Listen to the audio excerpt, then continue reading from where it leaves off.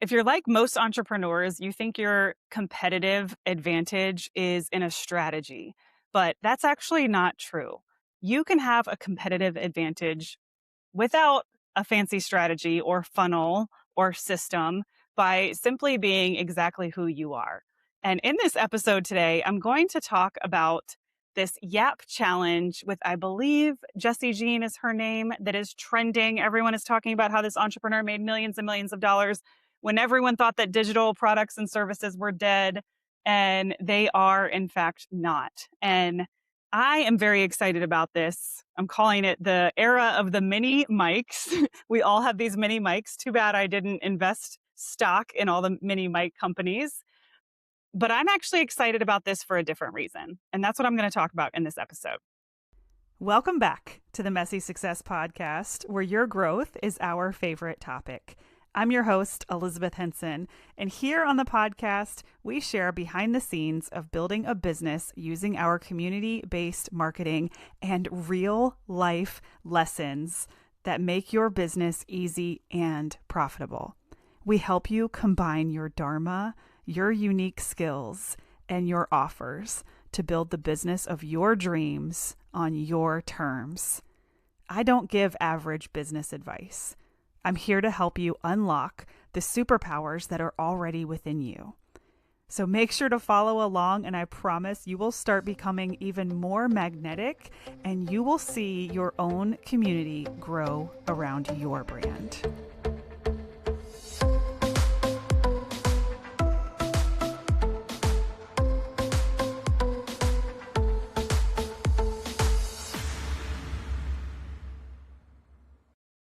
All right, so today we are going to talk about your competitive advantage. And we talked for almost an entire hour about this on my last coaching call inside my signature program, Elevate. And I don't always bring that content here to the podcast. We did a lot of personal coaching on what's coming up for people. But I think this topic is actually wildly important and is going to set some of you guys up for success. So, yes, the Yap Challenge is popular. Yes, it's refreshing. We're seeing talking head videos all over the place. But as a business coach, what makes me most excited about this is that people are starting to do what the majority of people won't. What do I mean by that? Just by going live, creating talking head content, even creating a podcast or a YouTube channel, anything that is somewhat performative, especially live, you are already doing the thing that most business owners will not do. So I'm not specifically talking about content creators, because obviously content creators, most of them, that is what they do, is talking head. Okay. I'm talking to business owners that specifically use content for their marketing ecosystem. Okay. We're built a little bit different. Our business may have nothing to do with social media. For example, if you have a yoga studio, if you're a real estate professional, if you are a fitness instructor, what you're actually helping people with in your business doesn't have anything to do with social media. And this is why so many businesses don't want to be on social media. They don't like social media. They're like, I just want to get customers, so I have to do social media in order to get customers. And those are usually the entrepreneurs and business owners that are terrified and have no desire to do talking head, to go live, to create any kind of content. They're like, I didn't sign up for this. I just signed up to have a business. But here's the thing. If you have one of those businesses, the majority of people in your industry are also terrified. And so they are not doing that type of content. And this is your competitive edge, is to do the thing that the majority of people, the majority of business owners are not, right? And I think about this a lot as I've just been new to going live on TikTok. I did my 30-day challenge, and now we're still doing a lot of experimenting and testing how I want to incorporate these TikTok lives into my business. But what I keep reminding myself is like, I'm doing the thing that most people won't. And small audience doesn't matter. TikTok is always sending me these notifications of like, your lives are performing better than everyone else with your audience size. I heard they send that to everybody, but I'll take it. And right now I'm live and it says popular live in the corner. I don't know if that is good or what that means, but it's like I'm doing the thing that most people want. If you think about everyone on the planet and how many TikTok accounts exist, it is probably like 2% of them are actually creating content and then actually creating content that is their authentic self. I cannot fake anything about creating this podcast or being live on TikTok. Can we make edits to the podcast? Sure. But anything that happens live right now, there are people watching, right? So I can't fake or curate or edit that. It is literally just me sitting here talking to the camera, being who I am, right? And this is why that is your competitive advantage, is because it's the thing that most people are too scared to do. And we talked about this on the coaching call and we went, of course, like deep into certain people's fears and what are you making it mean? What are you afraid of? And there's no way to solve that quickly.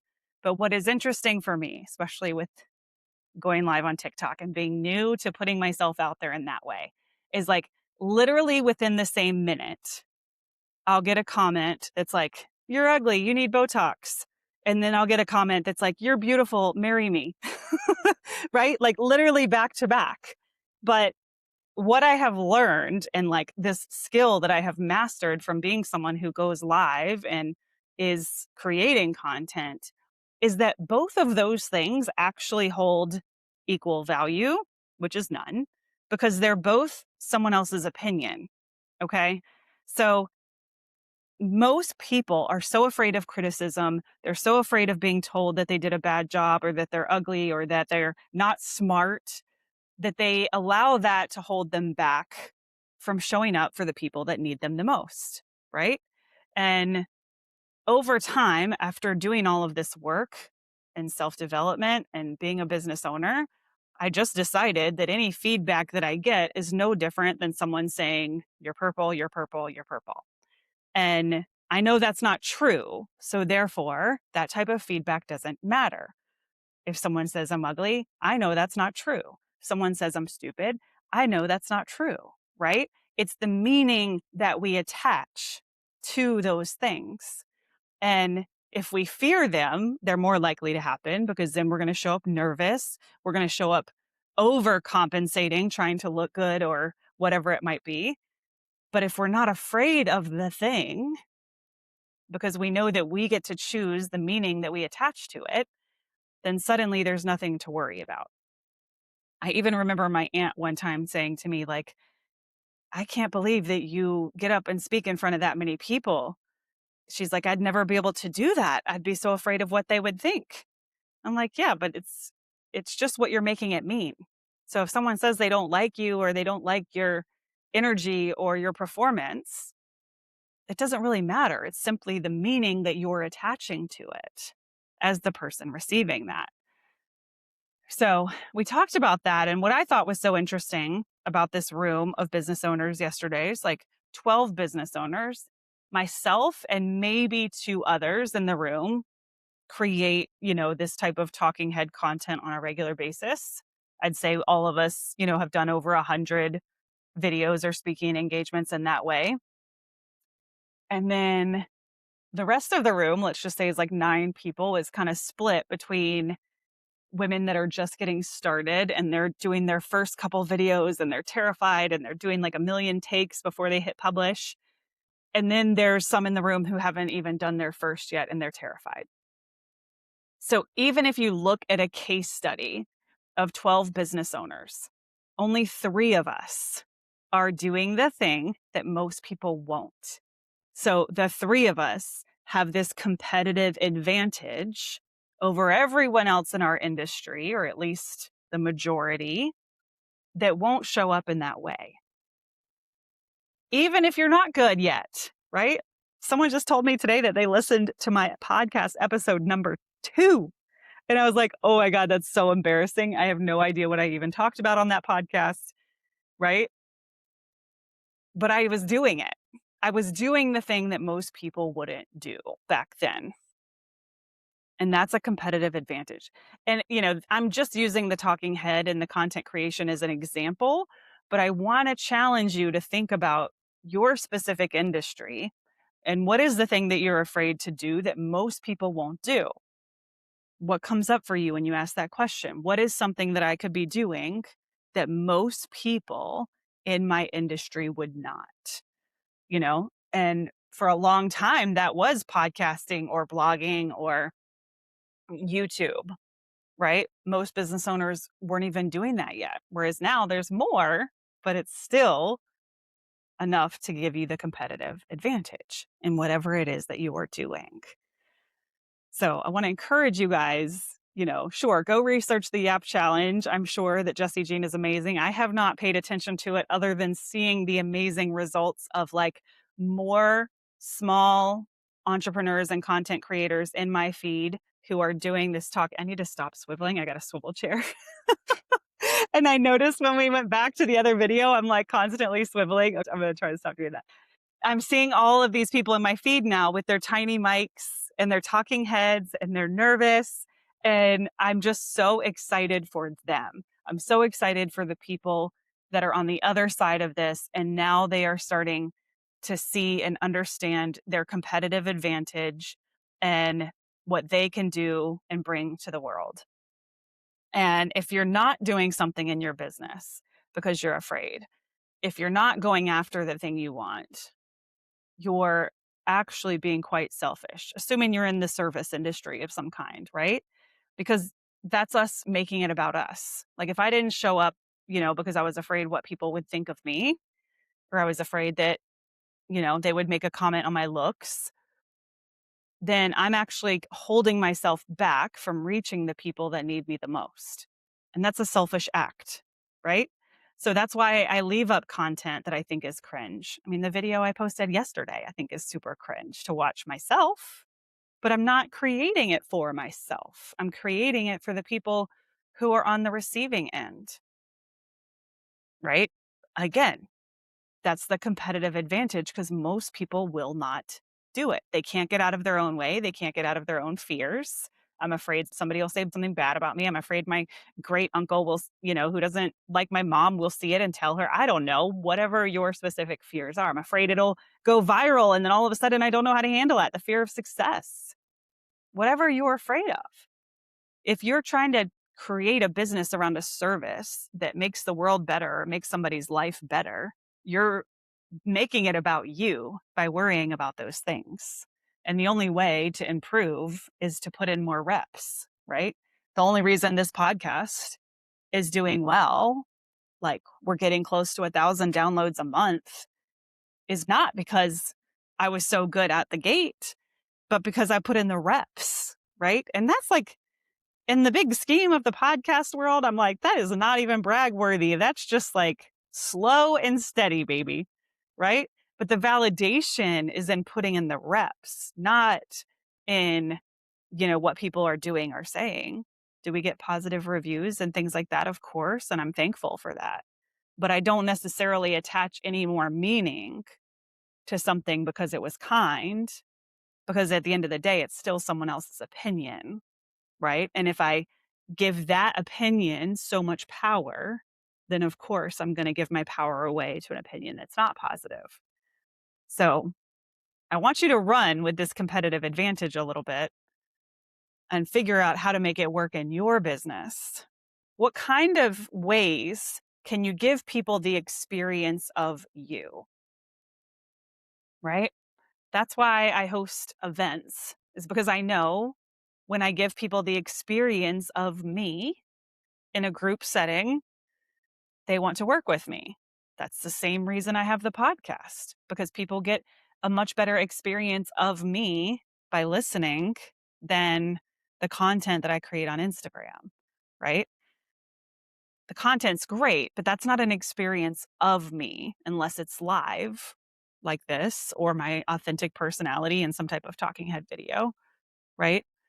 So how can you create more touch points in your business where people get the experience of you? And that's what I'm loving about the Yap Challenge, is that people are setting themselves up for the person on the receiving end to get the experience of them. And that's how you grow your business. That's how you build the trust. That's how you call people in, right? I don't believe in like, how can I stand out? No, this isn't pick me energy. This is how can I call in the people who need me, right? There's so much marketing advice out there that's pick me energy when we don't have to do that. We can have a magnetic frequency of attraction by simply leading and being who we are.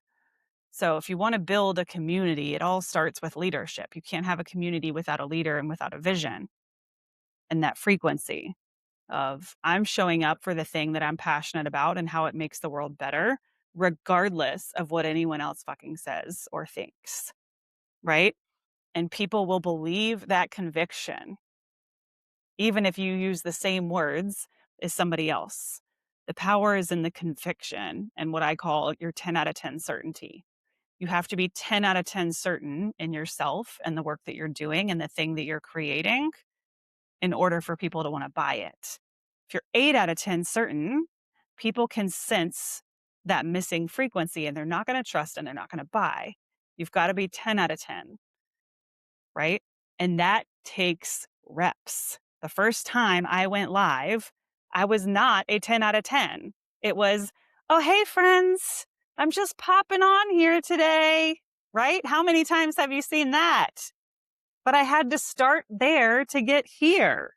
I had to start at that 7 out of 10 to get to a 10 out of 10 in my conviction. You might be watching this being like, oh my God, there's people that are so much better than you. Sure. Yes. And that 10 out of 10 will continue to raise because back then that 7 was my 10 at the time, right? But our best of what we're capable of and our performance and the way that we can connect with people, that will continue to raise with the reps. So I want you to be cringy. I want you to go out there with your talking head and say, hey, friends, I'm just popping on to tell you this thing. Because doing that is better than not doing it at all.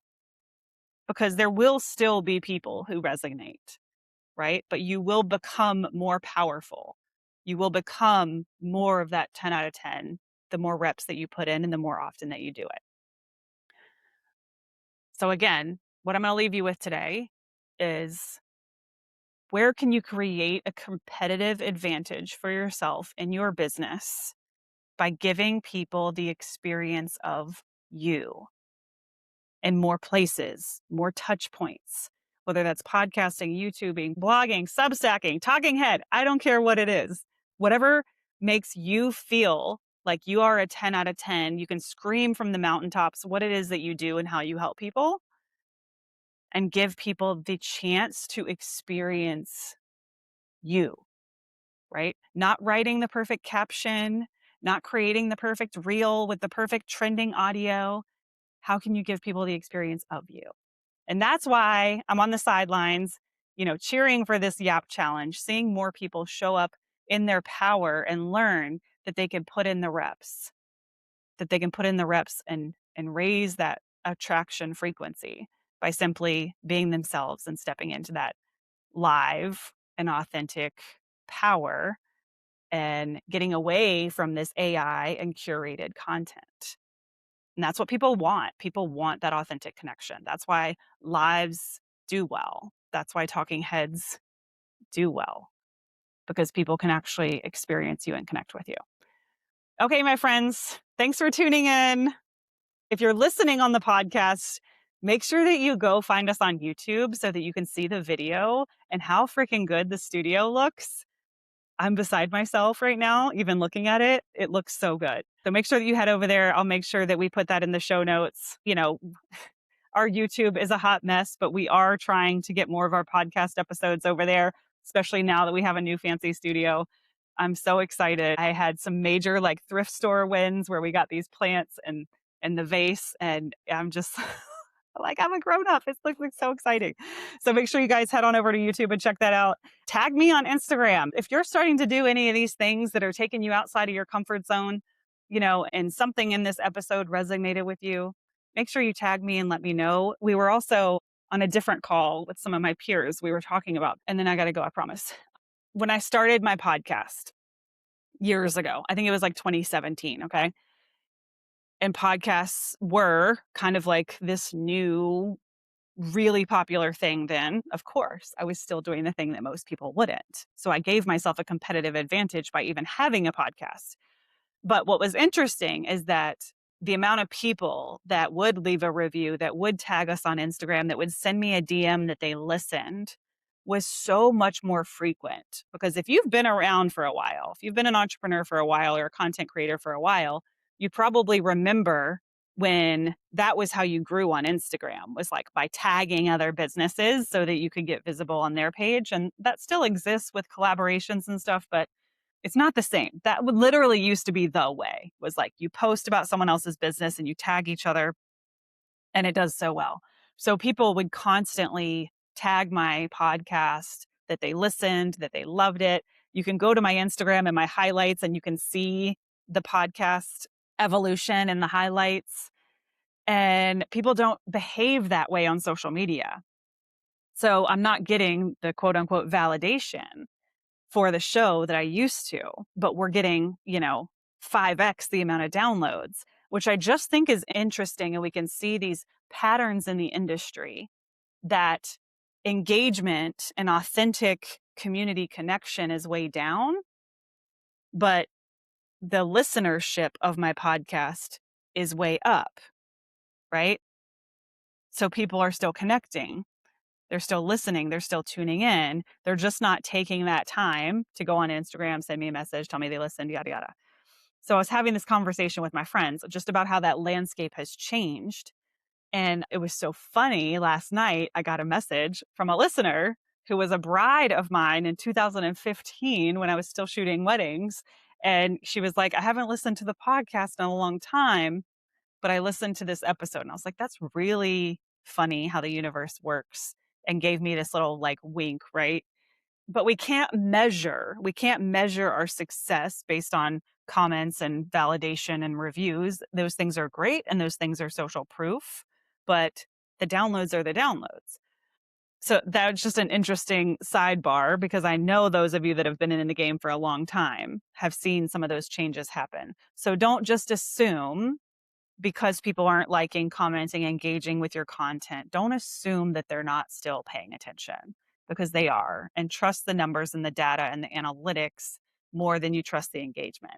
Because think about how you operate on social compared to, 9 years ago, right? You're not being as social. We're all using it for entertainment. We're all scrolling and watching short form video, right? Or shopping live. I'm like obsessed with Whatnot right now. So I'm always shopping live on there, right? I'm not going in there and talking to my friends the same way that I used to on social. The behavior of people has changed. And again, to circle back to what's so important about this entire thing is that authentic connection, your competitive advantage, and giving people the experience of you, right? That's more important than anything. So I'll leave you with that today. Go find your competitive advantage. Go find more ways for your business to give people the experience of you, and watch your community show up for you and watch the magic happen. Thank you guys for tuning in. Don't forget to leave us a review. It means the world to us. I'll see you next week. Yay! Thank you so much for being here and pushing play today. It really means the world to have you here, and this podcast wouldn't exist without you. If you're curious about your next step in business, don't forget to take our next step action quiz at elizabethhenson.co/next, and it will tell you exactly what is your next move. If you love this podcast, be sure to subscribe, share it with a friend, or leave us a review. It truly means the world to us and keeps us going.